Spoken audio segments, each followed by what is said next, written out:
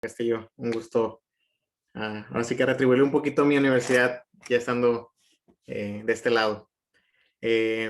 Buenas tardes, hasta allá, hasta Tijuana. Mi nombre es José Audencio Rodríguez Medina, soy médico egresado de la Universidad Autónoma de Baja California, Campus Tijuana. Soy residente de primer año de ortopedia y traumatología en Petróleos Mexicanos. Entonces les voy a presentar un pequeño caso clínico que de manera personal me gustó mucho y espero que lo disfruten. Entonces, vamos empezando.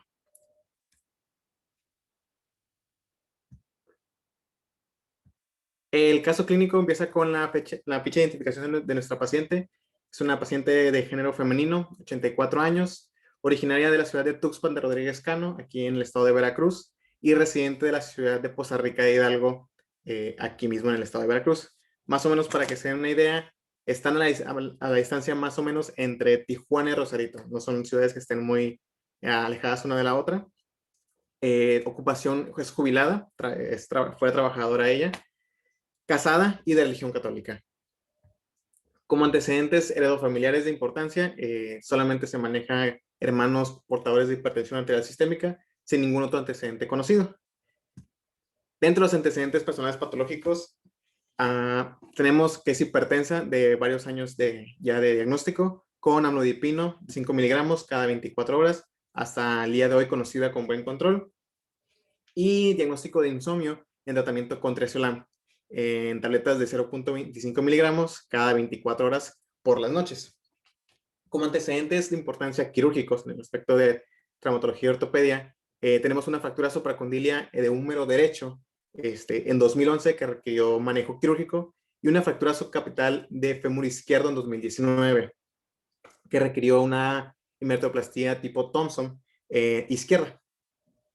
El más importante aquí es una fractura de codo izquierdo en 1995, tratada con una artroplastía total de codo con prótesis total. Esto fue en el 95 en la Ciudad de México. Otros antecedentes de la paciente: transfusionales negativos, alergias negativas y toxicomanía igualmente negadas por la paciente. El padecimiento actual inicia el pasado 6 de marzo de este año, aproximadamente a las 6:30 de la noche. Presenta caída en su domicilio. La señora refiere, se levantó a ver el gato porque estaba haciendo mucho ruido. Entonces, se levanta de su cama, desde su propio plano de sustentación, cae, pero no presenta pérdida de la conciencia, sino que refiere impacto directo sobre codo izquierdo, que presenta de inmediato dolor, tumefacción, deformidad y limitación de movimiento. Aunque urgencias, donde le realizan radiografías de control, se le coloca una férula y se le maneja un analgésico, y después se egresa a su casa, puesto que no había traumatólogo esa noche. Acude el día siguiente por la mañana para valoración por el servicio de traumatología y ortopedia, y es ingresada para el protocolo quirúrgico. Hasta aquí, muchachos. ¿Alguien recuerda de manera muy rápida cuál es la tríada de una fractura?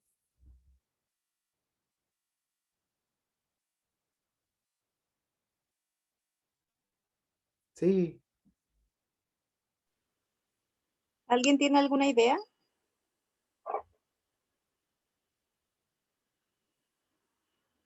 Bueno, muchachos. Si mal no recuerdo, era dolor, deformidad y limitación del movimiento. Exactamente. Ahora sí que lo que estamos ahí en rojo: dolor, deformidad y pérdida de la función son es la triada que define o que caracteriza a una fractura. Ahora, ¿por qué es importante uno de los antecedentes patológicos de esta paciente? Se recordarán, esta paciente toma triazolam, una benzodiazepina.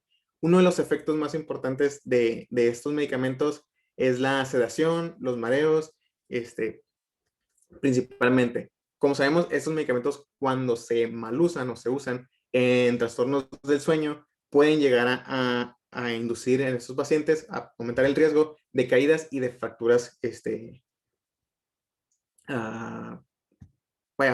fracturas, bueno, no son patológicas, pero fracturas de riesgo, puesto que los pacientes añosos tienen osteopenia y osteoporosis. Entonces, es un aspecto importante que pone en riesgo a nuestra paciente como tal. Entonces, se ingresa al servicio de urgencias, la capta el servicio de traumatología con las siguientes radiografías. Esta es la radiografía inicial que se toma a su llegada, el día 6 de marzo. Entonces, como podemos ver, es una radiografía que no nos ayuda mucho, pero vemos que no hay soluciones de continuidad en radio cubital, pero tenemos el componente protésico que no sale completamente en la radiografía, no lo podemos ver completamente. Entonces, si vemos la siguiente radiografía, seguimos viendo la misma, es la misma radiografía, que vemos de cabeza, que sería lo ideal, vemos el componente un poquito mejor, y nos mandan esta otra radiografía, donde vemos un poco más del componente humeral, pero seguimos sin ver la prótesis completa, y no vemos como tal un trazo de fractura. Entonces, ya le damos la vuelta, y seguimos sin ver ninguna solución de continuidad. Le toman otra radiografía ya de húmero y vemos ahí que algo pasó. Tenemos un vástago, la porción humeral, se llaman vástagos, y la vemos, vaya, fuera del hueso, como quien dice. Y si ven en esta porción, no sé si se ve mi mouse, espero que sí, si no, en esta porción, ya vemos una porción ósea. Ya vemos una saliente ósea que está ahí. Entonces ya tenemos una fractura localizada. Entonces, en la siguiente fotografía, en la siguiente radiografía, seguimos viendo que ya tenemos la diáfisis humeral y el vástago de la prótesis fuera de este. Entonces, la paciente tiene una fractura de húmero como tal. Al explorarla, el servicio de traumatología, encontramos una equimosis preorbitaria derecha, por el golpe que se dio, y con la exploración dirigida a la extremidad torácica con deformidad en tercio medio de la diáfisis humeral, edema local, dolor a palpación, arcos de movilidad. Estos se difieren por dolor, puesto que la paciente no consiente que le muevan su brazo, vaya por el dolor. Pero muy importante, tiene movilización de la mano y la muñeca conservada. Esto lo veremos un poquito más adelante porque es importante. Se explora con pulsos periféricos presentes y un llenado capilar dentro de lo normal. Cuando le tomamos una radiografía ya con su férula braquipalmar posterior, ya vemos la prótesis completa y vemos que ya hay un trazo de fractura más definido. Entonces, aquí la podemos observar un poquito mejor. Y ahorita vamos a ver cómo podemos describir no este tipo de fracturas, sino las fracturas como tal. Esta va a ser una fractura periprotésica, porque es alrededor de una prótesis. Va a ser en el tercio distal de la diáfisis humeral izquierda. Va a ser desplazada. Va a ser cerrada, puesto que no tenemos soluciones de continuidad en la piel. Y va a ser reciente, porque sabemos que se acaba de fracturar. Vaya, es importante siempre dar a entender en nuestra nota clínica si la fractura es de ahorita, porque se acaba de fracturar, o se fracturó hace 3 semanas o 2 semanas. Entonces, cuando ven un lapso de tiempo importante entre una fractura y entre que se genera una fractura y que la vemos, es importante determinar si es reciente o no. No hay un tiempo establecido para decir ya no es reciente o si es reciente. Bueno, decir ya no es reciente, sino simplemente no se generó, no estamos viendo de manera aguda, ya no se considera reciente.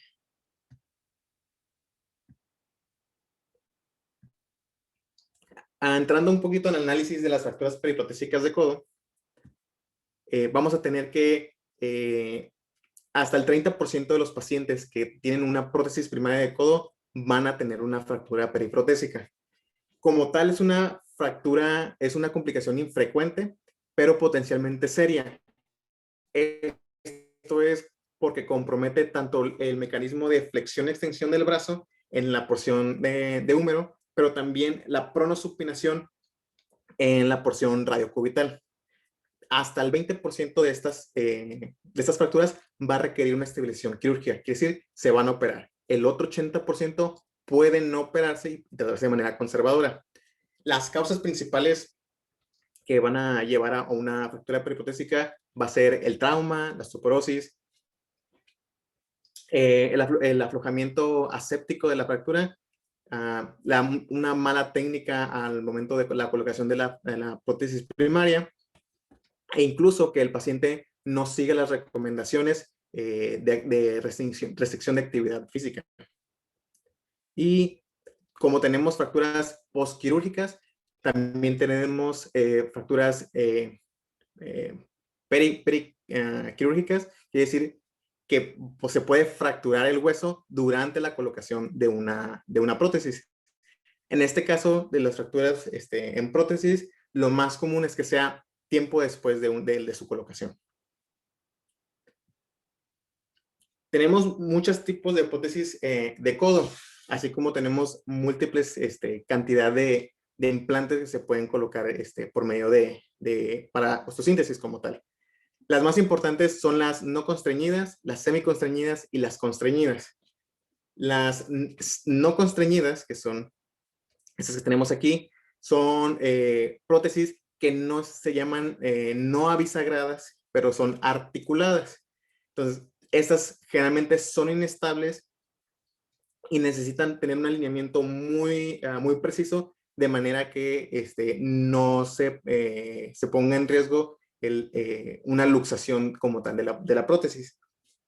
Las semiconstreñidas son aquellas que tienen una bisagra, pero es poco rigurosa, pero aún así más rigurosa que la no constreñida. Esta va a permitir que tenga un movimiento de base.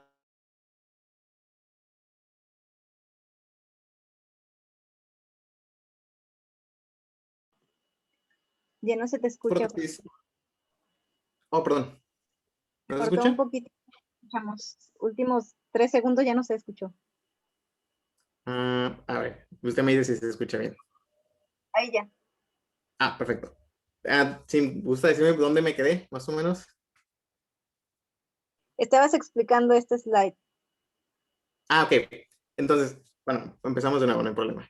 Las prótesis no constreñidas son no articuladas y estas tienden a ser inestables y su colocación debe ser muy precisa, de modo que de no hacerlo se aumenta el riesgo de que estas se luxen. Las semiconstreñidas es una bisagra que es más rigurosa que la no constreñida, pero estas tienden a disminuir el estrés entre la interfase del cemento óseo con el hueso, de manera que el aflojamiento no tiende a ser, el riesgo de aflojamiento no tiende a ser tan grande. Y las últimas que están a este lado son las constreñidas. Esta como tal es una bisagra rígida, que es más estable, pero tiene un alto índice de aflojamiento. Y se ven más o menos así a las radiografías. Siendo la última una de las que tiene nuestra paciente, una prótesis constreñida. Importante en ella es que a pesar de que tener ya casi 26 años con su prótesis colocada en el 95, la paciente ha cuidado muy bien de su prótesis. No tiene datos de aflojamiento y ha tenido una buena restricción de las actividades, de modo que la ha permitido tener bastantes años su prótesis. Generalmente estas tienen un tiempo de vida entre 10 y 15 años, y tomando en cuenta que ella tiene ya casi 26 años, pues ha cuidado muy bien de su prótesis. Como tal, las más utilizadas hoy en día son las semiconstreñidas, porque son un punto medio entre las constreñidas y las no constreñidas. Y son las que tienen mejor resultado de las tres. Cuando hablamos en ortopedia, siempre es importante clasificar nuestras fracturas. Y ese es un gran problema, porque si ustedes buscan o recuerdan sus clases de traumatología y ortopedia, hay clasificaciones de todo y cada quien hace su clasificación como quiere y para donde quiere. Entonces es muy difícil que si dos médicos hablan de la misma fractura, no usen la misma clasificación, porque ustedes buscan clasificaciones de húmero, de tobillo, de rótula, lo que busquen, van a encontrar 5, 6 o n número de clasificaciones. En el caso de las fracturas periprotésicas, no es la excepción, pero siempre en cualquier tipo de fractura van a existir una o dos clasificaciones que van a ser las más utilizadas clínicamente. En el caso de las periprotésicas, está la clasificación de Mayo, que divide en tres grados, en tres tipos, vaya. La primera es una fractura, la tipo 1, que involucra los cóndilos y el olecrano, ¿no? La tipo 2, que va a ser a lo largo del vástago de la prótesis, y la tipo 3, que va a ser por distal al vástago de la prótesis. Vaya, no la involucra como tal. Las tipo 3, dependiendo algunas características, incluso pueden tratarse como si fuera una fractura de diáfisis normal, vaya, como si no hubiera ninguna prótesis. Pero en el aspecto de las tipo 1 y tipo 2, pues puesto que estamos sobre la prótesis, sí es importante considerarla y tenemos que tomarla en cuenta. Ahora, si se dan cuenta, la 1, la 2 y la 3 involucra tanto al vástago del componente humeral como el de cúbito. ¿Cómo hacemos la distinción de a cuál nos estamos refiriendo? Porque podemos decir es una tipo 2, pero no sabemos si es humeral o si es cubital. Entonces, los ortopedistas no se complican la vida y le ponen una H a humeral y una U a ulnar o cubital. Entonces, si es humeral grado 1, es H1. Si es humeral grado 2, subtipo 1, es H2, 1. De igual manera, si es cubital, es H1. Y si es grado 2, tipo 1, 1, 2, 1. Más bien, perdón. De la manera en que abordamos las fracturas, independientemente si sean periprotésicas o no, es siempre la clasificación de la fractura, la planeación prequirúrgica y que se efectúe el evento quirúrgico dependiendo de la planeación y la evaluación postquirúrgica. Algo muy común es que dicen, el trauma nomás llega y le pega al hueso o llega y le pone tornillos. Entonces, no todo es tan fácil. Entonces, ya tenemos ya vamos empezando con nuestro primer paso, que es la clasificación de la fractura. Entonces, ya tenemos nuestra clasificación, y tenemos nuestras radiografías. Entonces, podemos ver que la fractura, el foco de fractura, se encuentra sobre el vástago de la diáfisis. Entonces, nuestra fractura es una tipo 2, y como se encuentra en número, es una H2 subtipo 1. Subtipo 1, ¿por qué? Porque no hay aflojamiento, no hay datos de aflojamiento en la prótesis. Generalmente, cuando se detectan este tipo de datos de aflojamiento, se ve una interfase entre el hueso y la prótesis. Se ve como un espacio virtual, por decirlo así. Y podemos sospechar, incluso podemos confirmarlo mediante una tomografía, por ejemplo, ver los datos del aflojamiento. Entonces, en este caso, afortunadamente, no es el caso y se subclasifica como tipo 1. Entonces, ya tenemos nuestro diagnóstico inicial, que es una fractura periprotésica diaficiaria humeral Mayo H2 subtipo 1. Entonces, ya sabemos qué fractura. Sí, hacemos para planear nuestras cirugías, es saber qué fractura tenemos, qué le vamos a hacer, qué le vamos a poner y por dónde vamos a abordar. No podemos entrar a quirófano sin saber o tener en mente qué material vamos a utilizar, porque puede pasar que entramos, vemos una cosa en la radiografía y entramos y resulta que había otro trazo que no vimos, había un tercer fragmento que no consideramos. Entonces, siempre hay que tener las mejores imágenes disponibles y siempre hacer la mejor planeación quirúrgica. Esto se hace de manera tradicional en todos los pacientes fracturados, en los que se planea una cirugía y se planea el material que vamos a utilizar. Entonces, nuestro diagnóstico es una fractura periprotésica Mayo H2, ya dijimos. y se va a realizar una reducción abierta con fijación interna. ¿Por qué reducción abierta? Porque vamos a entrar, abrir y vamos a poner un implante que va a ser en este caso una placa. Y que dice bajo principio biomecánico de sostén. Algo que se llama principios biomecánicos. Sostén básicamente es que vamos a adosar una placa al hueso para que sirva como sostén, vaya la palabra, que no puede tener el hueso porque tiene una fractura, de manera que le resta las cargas que tiene que soportar este hueso, de manera que pueda consolidar de manera más fácil. Y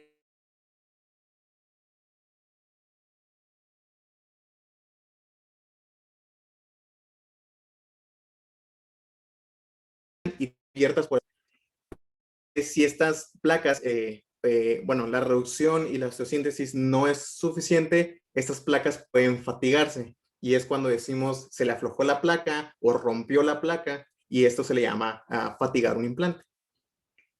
Siempre tenemos que tener en cuenta la posición en la que vamos a poner a nuestro paciente. En este caso es de cúbito prono. ¿Por qué? Porque el abordaje, si lo pueden ver, el mejor abordaje va a ser posterior. No tiene que centrar por la parte anterior o lateral del hueso. Si podemos entrar por la parte posterior y hacer un buen abordaje. En este caso utilizamos una placa LSP, Locking Compression Plate, que van a ser de acero de 4.5 milímetros. Este es el diámetro que tienen los orificios, ya sea para pernos o para tornillos. En este caso se planeó una de 9 orificios de 170 milímetros o 17 centímetros, con 2 pernos proximales, y 6 cerclajes distales de calibre de 1.6 milímetros. Entonces, siempre hacemos una reconstrucción de los fragmentos dependiendo la fractura que tenemos, y hacemos, ahora sí como quien dice, un rompecabezas para ver dónde se unen los fragmentos óseos y ver qué tipo de implante podemos utilizar. Y esto lo hacemos con todas las radiografías disponibles que tengamos. Entonces, el abordaje va a ser posterior, nuestro paciente en decúbito prono, y vamos a siempre saber qué estructuras vamos a encontrar y cuáles debemos evitar lesionar sobre todo. Entonces, nuestro evento quirúrgico sucede el 25 de marzo de este mes pasado, con un tiempo quirúrgico de 2 horas, un sangrado de 200 mililitros, y se coloca esta placa recta, angosta, de acero de 9 orificios. ¿Alguien sabe qué estructuras pasan por esta porción de tejido que está por arriba de la placa?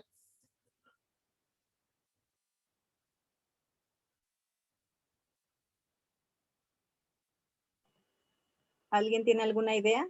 No importa que si se equivocan, el doctor No le... importa que se equivoquen. ¿Alguna vaga idea?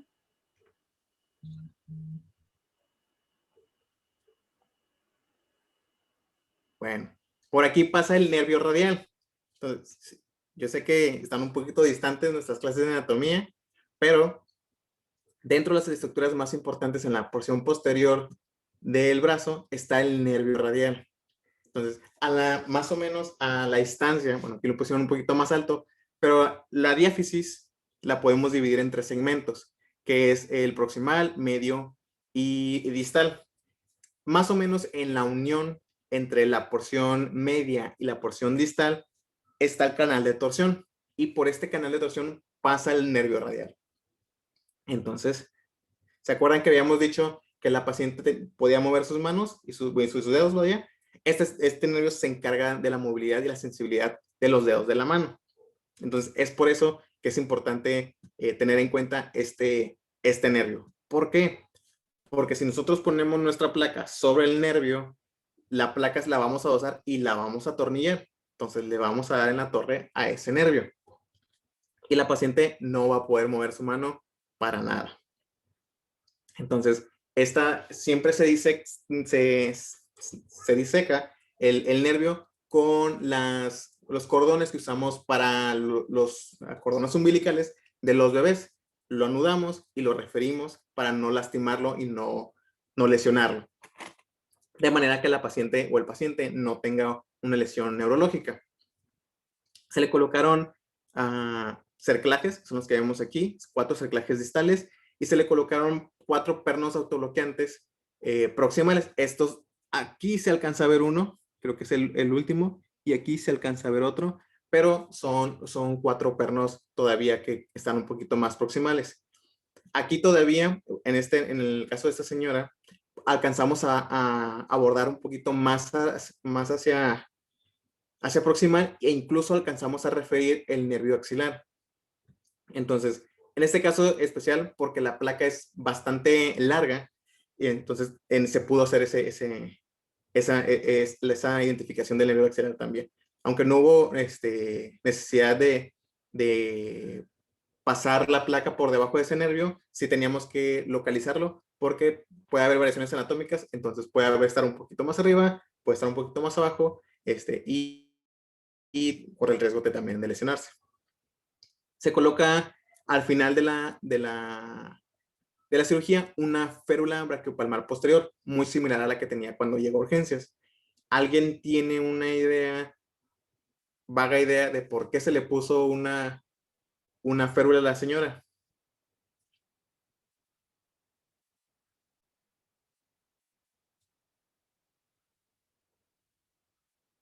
¿Alguien de por ahí?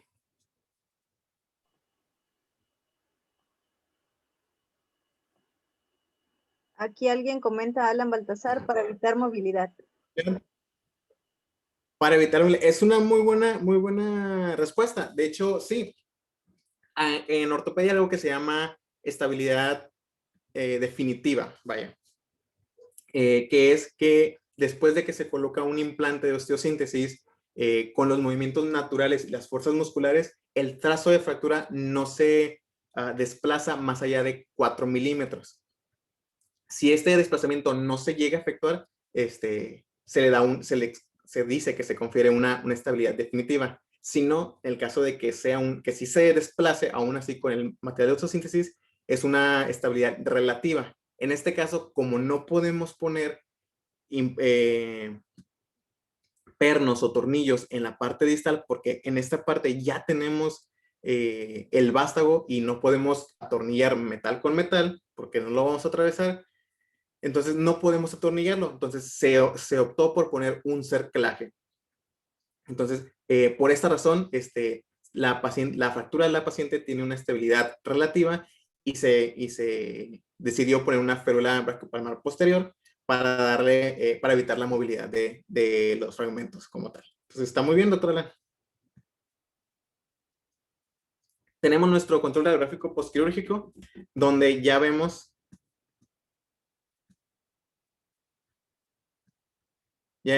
nuestra placa, que la vemos angulada.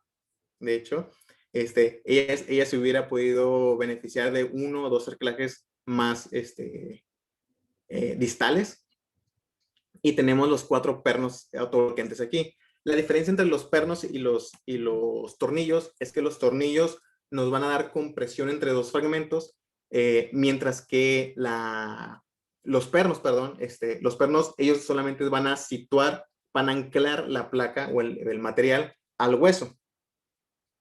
Entonces, ese es nuestro control radiográfico, y posteriormente evaluamos al paciente al día siguiente. Aquí podemos ver también la porción cubital o distal de nuestra prótesis, que vemos que no tiene ningún compromiso. Entonces, al día siguiente, durante el turno vespertino, valoramos a nuestra paciente, y como tal refiere dolor en la herida quirúrgica esperado después de una cirugía grande como la que se sometió, pero dato importante, ya refiere limitación a la abducción de los dedos de la mano izquierda, con predominio en dedo anular, medio y pulgar. Entonces, estos 3 dedos no los puede abducir. ¿Y cuáles son los dedos que son inervados por el nervio radial? El pulgar, el anular y el dedo medio. Y parte el índice, perdón, y el dedo medio, y parte del anular. Entonces, ¿qué pasó ahí? Un hallazgo que fue importante en esta paciente fue que encontramos el trazo de fractura aproximadamente a esta altura. Entonces teníamos dos trazos oblicuos, quiere decir que estaban así, y dentro del trazo de fractura encontramos el nervio radial. Entonces estaba ahí, vaya, escondido, como quien dice. Entonces, pudo ser que durante el procedimiento se haya lastimado, pudo ser sido que durante el movimiento del traslado del paciente se haya podido lastimar, puesto que estaba dentro de dos estructuras óseas. Entonces, saber cuál era o cuál de las dos fue, no tiene sentido, pero lo importante es que ya tienes una neuropraxia como tal. Entonces, la paciente se egresa y se le da seguimiento hasta el próximo 13 de abril, este pasado 13 de abril, con arcos de movimiento de la muñeca sin ninguna limitación, y persiste la limitación de la abducción, pero solamente al primer dedo o al dedo pulgar de la mano izquierda. El plan con ella es el seguimiento, la rehabilitación física en antineuríticos o neuromoduladores y seguimiento durante 14 días. En ella la fractura aún no ha consolidado como tal, puesto que tiene cerca de 2 semanas de haber sido operada. Se espera que entre 4 o 6 semanas ya haya datos de consolidación, pero es importante ver que vaya evolucionando esa neuroplasia que tiene. Entonces, el diagnóstico final o definitivo de esta paciente es una neuroplasia radial secundaria a una reducción abierta y fijación interna por una fractura periprotésica diaficiaria humeral tipo Mayo H2 subtipo 1. Dentro de las neuroplasias, la radial es de las más comunes y está muy asociada en las fracturas. Las buenas noticias es que hasta el 95% de estas neuroplasias se recuperan de manera progresiva, van recuperando la movilidad.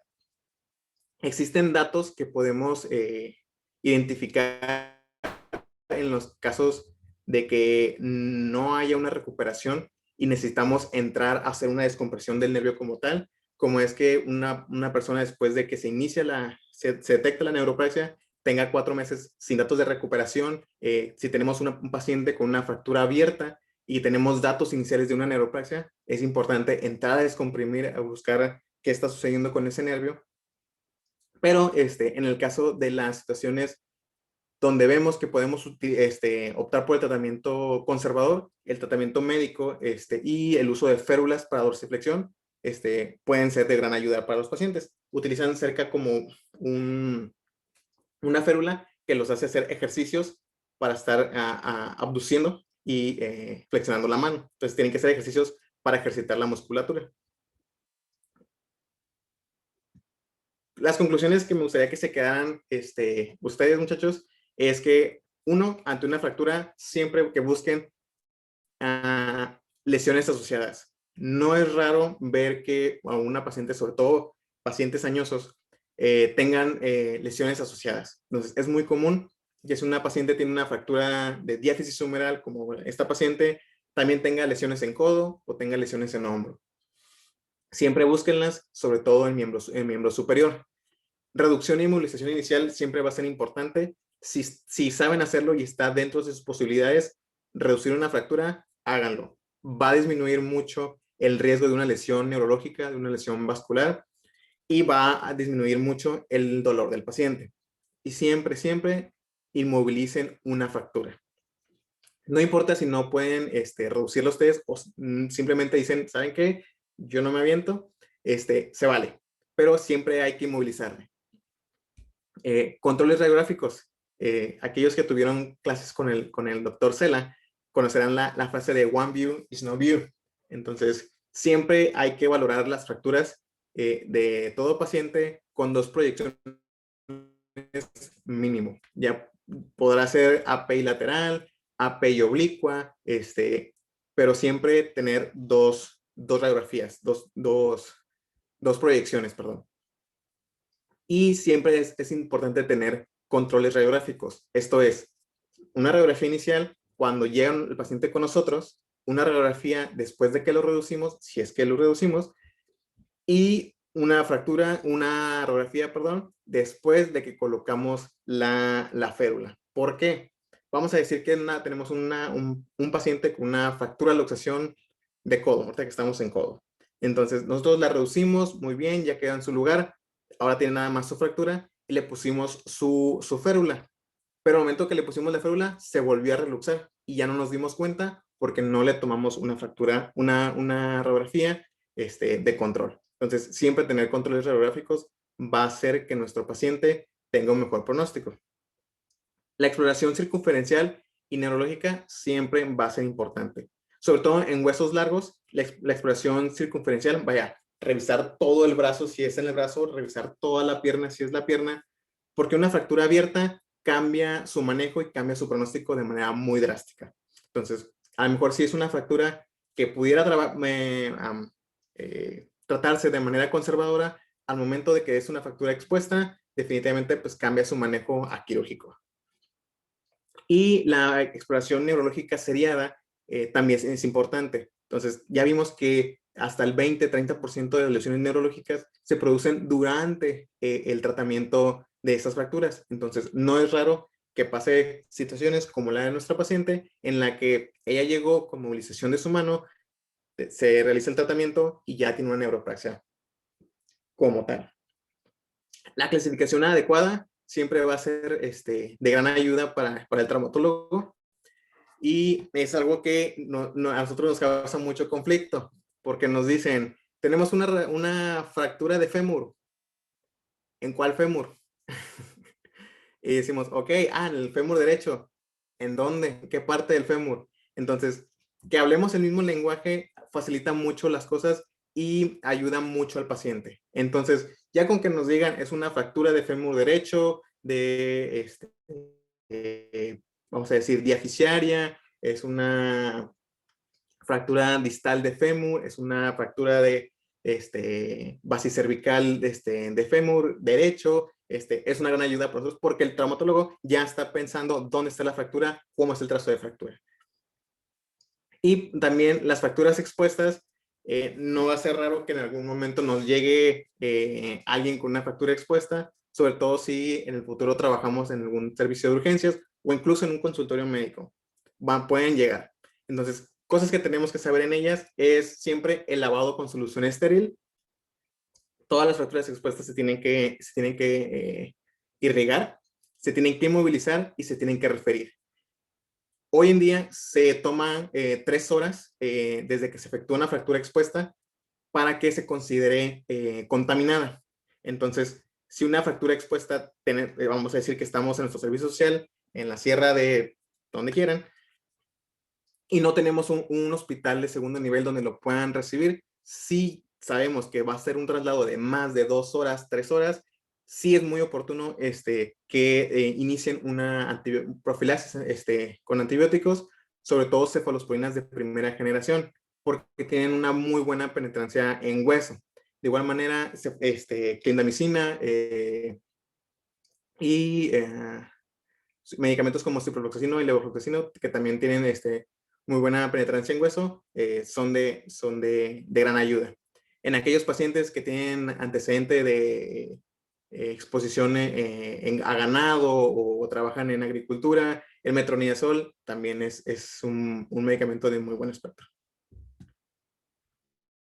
Entonces, les decía, si quiero que con alguien que con algo se queden, es con esto. Es un pequeño PDF con la clasificación de todas las fracturas habidas y por haber en el hueso. Entonces, no es algo que se tengan que aprender, pero si en algún momento les llega una fractura, por más sencilla que sea, aunque sepan ustedes que es una coles, si ustedes llegan con el traumatólogo y le dicen, es una fractura de fémur proximal, es 31B.2, el trauma va a decir, ya sé dónde está la fractura, ya sé de qué me estás hablando. Entonces, ya nomás va a llegar a ver la radiografía y decir, sí es. Entonces, ya no va a tener, le van a ahorrar mucho trabajo y va a decir, este doctor sí sabe de lo que está hablando. Entonces, voy a tratar de dejarles el PDF de esta clasificación. Es una clasificación conjunta entre la la Asociación de Trauma y Ortopedia, esta es americana, y la Fundación AO, que es una asociación suiza, y se juntaron para hacer así que una clasificación conjunta de las fracturas óseas, de manera que no haya tantas clasificaciones regadas por todos lados y podamos hablar el mismo idioma como tal. La última diapositiva es la clasificación de Gustilo.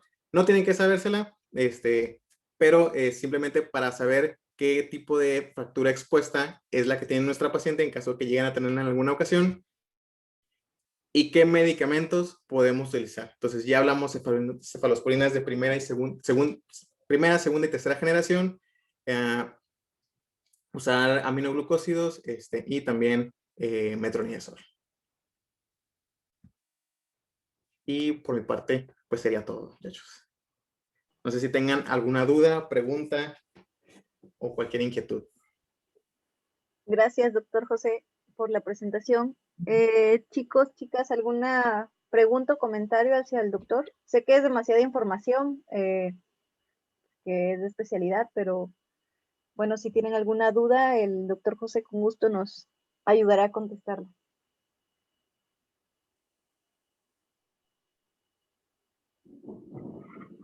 Adelante, Hugo.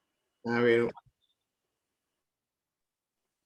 Mi pregunta es en cuanto a las prótesis.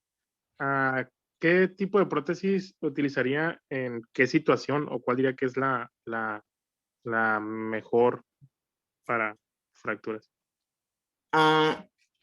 Como tal, no hay una prótesis mejor. Ahora, bueno, la mejor prótesis va a ser con la que más se beneficia el paciente.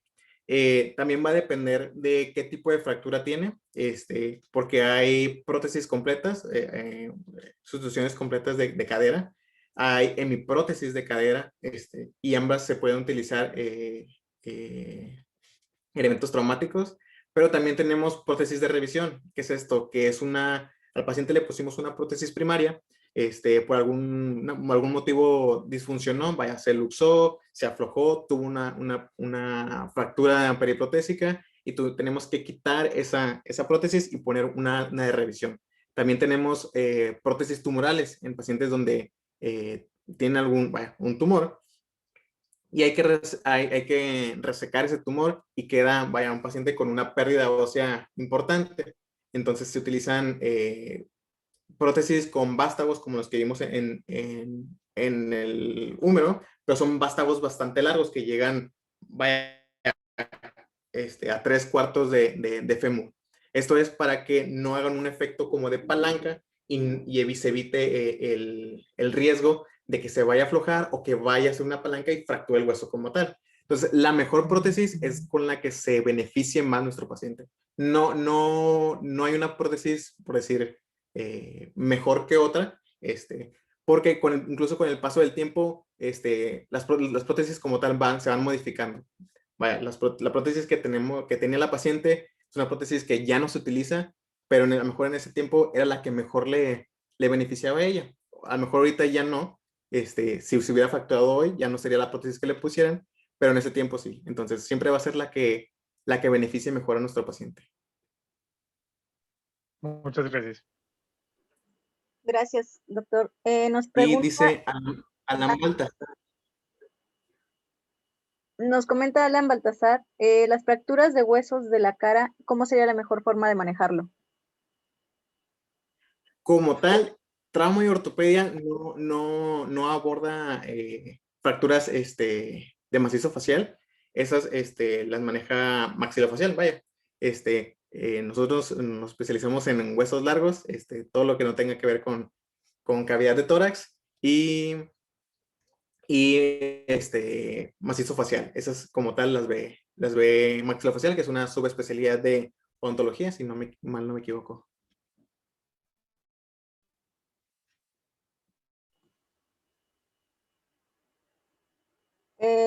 Raquel González dice, disculpe, no recuerdo si lo mencionó, pero ¿cuánto fue el tiempo de recuperación de la paciente? El tiempo de recuperación de la paciente. Aún se encuentra en recuperación, tiene cerca de 3 semanas postquirúrgicas ahorita ya, pero se espera, como les mencionaba, entre 6 y 8 semanas se espera que genere consolidación esa fractura. Una vez teniendo datos de consolidación ósea, ya podemos empezar lo que es la rehabilitación. Entonces, hasta que no tengamos datos, ahora sí que decimos, ya soldó esa fractura, no podemos empezar la movilización activa como tal. Porque en caso contrario, corremos el riesgo de que se desancle esa placa, es que se venza la fuerza de esos anclajes y el trabajo que se hizo en esa paciente pues no sirve de mucho.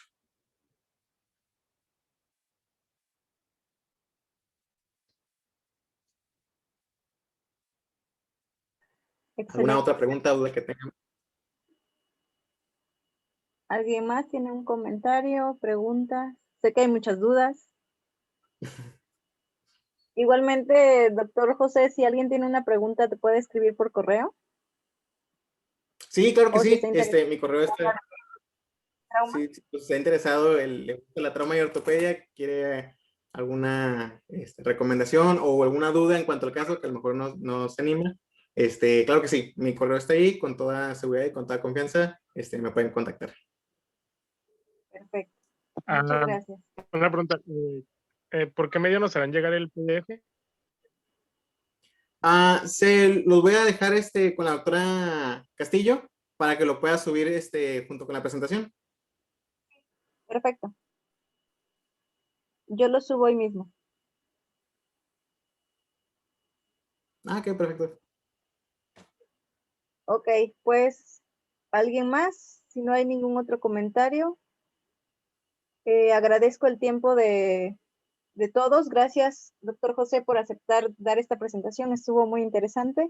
Eh, y si tienen alguna duda, chicos, chicas, ya saben que pueden contactar al doctor José. Y bueno, esto sería todo. Muchas gracias, doctora. Nos vemos en el siguiente caso. Y José, espero que posteriormente nos puedas apoyar con otro caso. Claro que sí, doctora, con todo gusto. Bueno, muchas gracias.